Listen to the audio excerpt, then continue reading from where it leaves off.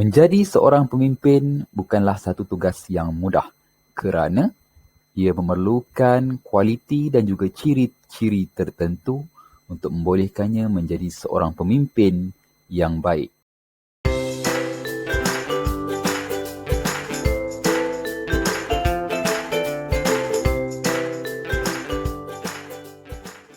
Assalamualaikum, salam sejahtera. Untuk kali ini, cikgu ingin berkongsi dan menyentuh topik dalam bidang pembangunan dan perkembangan sahsiah diri murid, dan fokusnya adalah kepimpinan. Dan topik yang ingin cikgu kupas dalam perbincangan ini ialah ciri pemimpin yang baik. Jadi untuk memahami ciri pemimpin yang baik, terlebih dahulu kita perlu mengetahui apakah yang dimaksudkan dengan pemimpin. Okey, agak-agak kamulah, apa maksud pemimpin ni? Cuba. Ketua. Ketua, betul? Ketua. Okey, lagi cuba. Bos. Betul juga bos. Okey, lagi. Jawapan lain? Kepala. Betul juga kepala. Kalau budak-budak di sekolah tu, kadang-kadang cikgu jumpa, cikgu tanya, ramai-ramai keluar kelas kan, ni ramai-ramai nak pergi mana ni? Saya tak tahu cikgu, saya ikut je, dia kepala. Maknanya ada kawan dia yang jadi ketua yang ajak dia pergi bilik guru ramai-ramai kan. Biasa kat sekolah macam tu lah. Okey, tapi tak apa.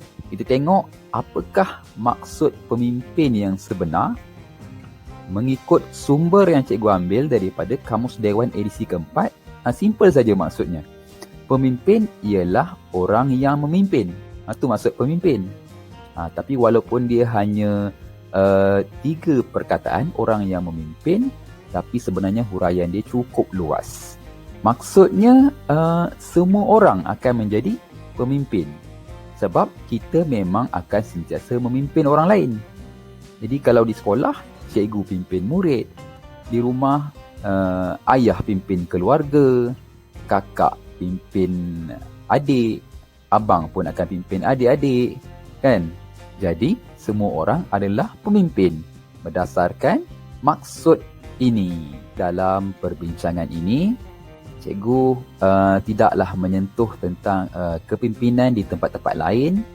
Tetapi asas kepimpinannya walaupun di mana-mana sahaja sebenarnya adalah sama. Jadi yang cikgu sentuh dalam perbincangan ini adalah kepimpinan di sekolah. Jadi siapakah pemimpin di sekolah? Pemimpin di sekolah tak lain dan tak bukan ialah guru besar ataupun pengetua lah. Tapi yang cikgu nak sentuh adalah di kalangan murid lah. Di kalangan murid. Jadi siapakah pemimpin di kalangan murid di sekolah? Ataupun siapakah pemimpin murid di sekolah? Pemimpin murid di sekolah biasanya merujuk kepada jawatan-jawatan khusus tertentu di sekolah yang menggambarkan murid tersebut adalah pemimpin kepada murid yang lain. Sebagai contohnya, pengawas sekolah, pengawas pusat sumber sekolah, pembimbing rakan sebaya, ketua kelas. Ini adalah contoh-contoh murid-murid yang ada jawatan-jawatan khusus di sekolah yang berperanan sebagai pemimpin murid di sekolah. Ada lagi jawatan-jawatan khusus yang lain yang cikgu tak sebutkanlah semua di sini, seperti pengawas pendidikan pencegahan dadah, pengawas PPDA, pengawas buku teks, pengawas SPBT, dan setengah sekolah yang surau pun ada pengawas surau. Bahkan dalam co-curriculum juga ada jawatan-jawatan tertentu yang dilantik yang menunjukkan murid tersebut adalah pemimpin kepada murid-murid lain di dalam unit co-curriculum. Untuk menjadi seorang pemimpin yang baik, seseorang itu perlulah ada ciri-cirinya. Okey, kat sini cikgu nyatakan dan cikgu ingin kongsikan 7 ciri pemimpin yang baik. Baik, kita tengok yang pertama. Ciri seorang pemimpin yang baik ialah jujur dan boleh dipercayai. Ni tak semua orang ada. Ataupun dengan perkataan lain, kita boleh katakan seseorang itu perlulah amanah. Ada murid tanya, cikgu, saya kelas amanah boleh ke cikgu? Dia bukan nama kelas ni. Ada setengah sekolah dia ada nama kelas lah. Amanah, bijak. Dia bukan nama kelas. Walaupun dia kelas amanah, dia belum tentu boleh jadi pemimpin yang baik. Kena ada ciri-ciri tertentu supaya boleh jadi pemimpin yang baik. Bukan nama kelas ya. Okey. Jadi contoh macam jumpa sesuatu yang bukan milik dia, dia serah kepada cikgu untuk dikembalikan kepada pemilik asal. Ataupun cikgu bagi satu-satu tugasan dan dia boleh selesaikan. Maknanya cikgu boleh percaya kepada dia. Contoh sampaikan pesanan dekat kelas, besok ada perjumpaan PRS dan pesanan itu memang sampai. Dan yang kedua ialah menjadi teladan. Ini pun ciri yang penting juga untuk menjadi seorang pemimpin yang baik. Dia boleh bagi contoh, mana diri dia sendiri tu menjadi contoh kepada kawan-kawan yang lain. Rajin, kan? Salah satu contoh lah. Boleh dengar arahan cikgu, bijak mengorganisasi kumpulan-kumpulan murid, dan juga mungkin boleh bekerjasama betul ansur dengan kawan-kawan yang lain. Mana diri dia sendiri tu akan menjadi satu teladan ataupun jadi ikutan kepada rakan-rakan yang lain. Okey, yang kedua.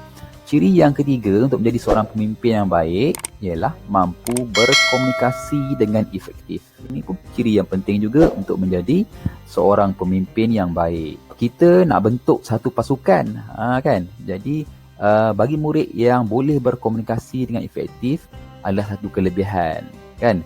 Contoh nak memberi arahan kepada murid-murid lain, menyampaikan pesanan dan sebagainya. Tapi kalau ada murid-murid yang tak mahir pun tak ada masalah. Bila sebut tentang kemahiran komunikasi, maknanya benda tu boleh dipelajari. Macam-macam kaedah yang sekarang murid-murid boleh gunakan untuk meningkatkan kemahiran berkomunikasi dengan efektif, kan? Contoh berdiri depan cermin, berkomunikasi dengan diri sendiri, itu salah satu kaedah yang murid-murid yang kurang mahir untuk melatih dirinya supaya mahir dalam komunikasi. Okey. Yang ketiga, ciri untuk menjadi seorang pemimpin yang baik, yang keempat ialah percaya kepada kemampuan orang lain. Ialah kita nak bergerak bersama-sama. Kalau di sekolah pengawas, okay, contoh ada kumpulan bertugas untuk pengawas. Jadi pengawas ni dia tidak boleh bekerja bersendirian. Kalau nak menguruskan contohnya perhimpunan, takkanlah dia yang jadi MC ataupun pengacara majlis, dia juga yang nak baca doa, dia juga nak baca ikrar, dia juga yang nak naikkan bendera sekolah, kan? Jadi dia percaya kepada kemampuan kawan-kawan dia ni untuk menguruskan satu majlis. Mana taklah dia bersendirian buat.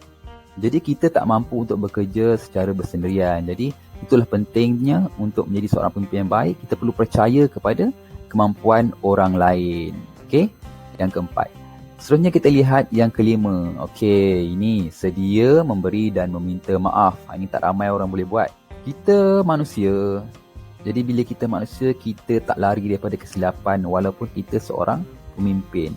Jadi bila kita ada buat silap, kita haruslah bersedia untuk memberi dan meminta maaf. Tak rugi pun untuk beri dan minta maaf, kerana inilah sebenarnya yang mendidik diri kita supaya tidak menjadi seorang yang sombong.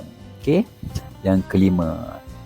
Dan ciri yang keenam untuk menjadi pemimpin yang baik, tetap tenang walau dalam masalah. Ini tetap tenang ni maknanya cool je, kan? Bukannya maksud tak peduli, tapi dia seorang yang rasional, kan? Bila kita rasional, barulah kita dapat berfikir dengan tenang untuk menyelesaikan satu-satu masalah. Penting ya. Ciri ini perlu ada pada seorang pemimpin yang baik. Dan seterusnya, yang terakhir, yang ketujuh. Okey, bertanggungjawab. Ini paling penting lah, sebab dia merangkumi semua ciri-ciri yang telah cikgu sebutkan tadi. Sebenarnya banyak lagi ciri-ciri lain yang cikgu tak sebut. Banyak menghormati orang lain, menepati masa dan sebagainya, cikgu tak sebut di sini. Dan sebagai rumusannya, kita semua dilahirkan sebagai pemimpin. Tak percaya? Cuba tengok balik ciri-ciri tadi. Kalau tak semua ada pun, akan ada sekurang-kurangnya satu ciri yang cikgu sebut tadi ada pada diri kita, kan? Jadi memimpinlah ke arah kebaikan dan bukan pada jalan keburukan. Okey. Jadi cikgu harap semua murid dapat menjadi pemimpin yang baik. Kalau kita tak dapat jadi pemimpin yang baik kepada orang lain, sekurang-kurangnya jadilah pemimpin yang baik untuk diri sendiri. Mudah-mudahan semua murid beroleh manfaat daripada apa yang telah cikgu kongsikan sebentar tadi. InsyaAllah seperti biasa, cikgu akan kongsikan input-input yang bermanfaat dari masa ke masa untuk manfaat bersama. Okey, itu saja perkongsian cikgu untuk kali ini. Sampai jumpa lagi. Sekian. Assalamualaikum warahmatullahi wabarakatuh.